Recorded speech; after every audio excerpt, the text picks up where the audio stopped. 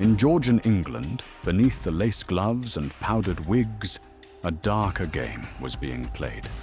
This isn't the tale of a battlefield or a king's conquest, but of women in parlors, stirring sugar into teacups and poison into fate. This is the story of inheritance powder, of chemistry hidden in corsets, and of a society that never imagined its most refined daughters could be so quietly lethal. It's the story of Mary Blandy, educated, elegant, and convicted of parricide. But it's also bigger. What if Mary wasn't alone? What if she was the first thread pulled from a much larger, silk-wrapped web? Welcome to a world where arsenic wore perfume and murder wore pearls.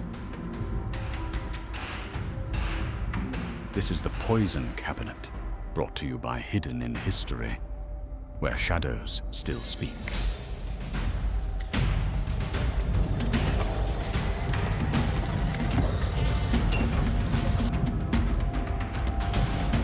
Mary Blandy was well-read, well-bred, and by all accounts, obedient.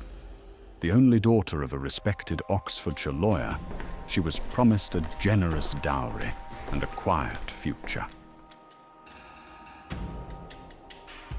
Until Captain William Cranstoun entered her life, a Scottish soldier with a title and a secret wife. Their love affair scandalized the drawing rooms of England. But when Mary's father refused the match, letters suggest Cranstoun advised her to soften his stance with a powder. She stirred it into his tea. He drank. He weakened week by week. And when he died, all eyes turned to Mary.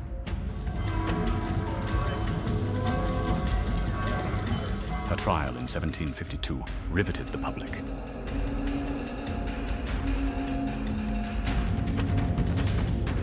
She claimed it was a love potion, a harmless tonic, but the court saw premeditated murder. Mary was hanged, but something lingered. A question: had she truly acted alone, or was she the unfortunate tip of a far deadlier iceberg? Arsenic, the poison of choice, tasteless, odorless, and everywhere.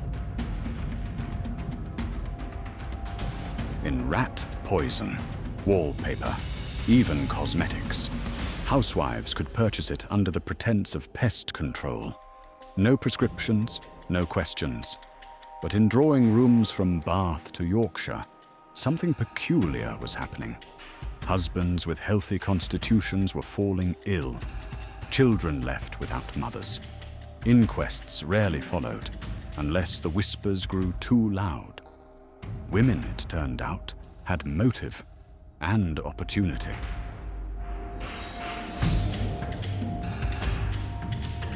Some were desperate to escape violent marriages.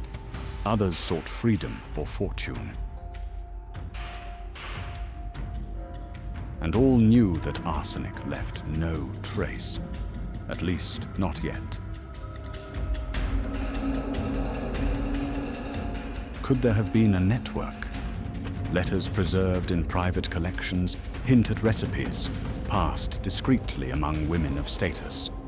Midwives, herbalists, and chemists formed an invisible chain of knowledge. Some of the correspondences mention inheritance powders, quietings, and even nightshade honey. No police raids, no trials. But coroners began noting patterns. Clusters of wealthy men dying within weeks of changing their wills. Servants dismissed, households silenced. Was this a conspiracy, or simply shared desperation in a world where women had no legal power but knew their botany?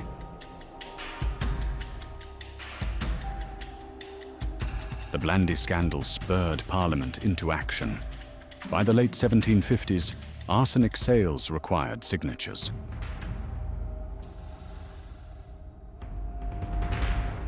Apothecaries were watched, and with every mysterious death, women were interrogated with suspicion.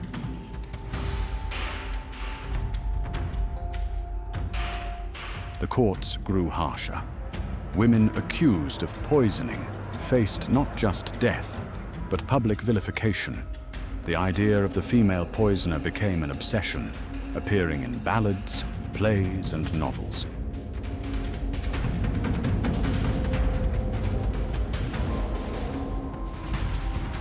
Yet not every woman tried was guilty. Some were victims of rumor. Others were punished for their intellect, for reading chemistry texts, for tending the sick, for daring to own a locked cabinet of tinctures.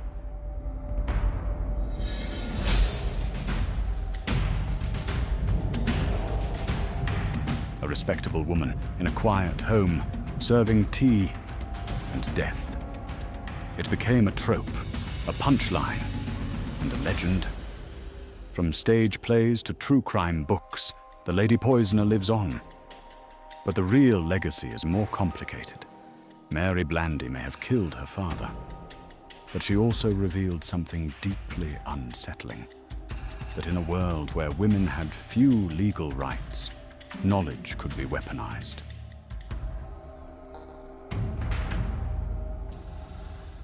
She wasn't the first. She wasn't the last. But she was the spark. And the name no one could forget.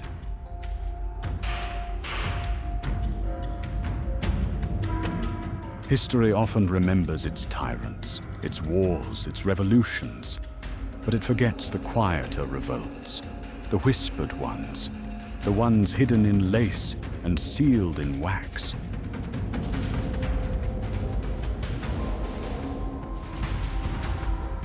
In the history of empires, it's not always the armies that change the world. Sometimes it's a whisper in the drawing room, a powder in the tea, and a name crossed out in ink.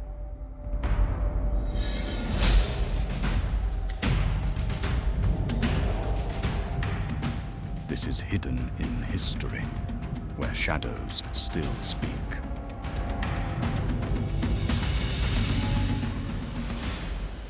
If you enjoyed this video, please don't forget to like and subscribe the channel. This will help us to create more videos.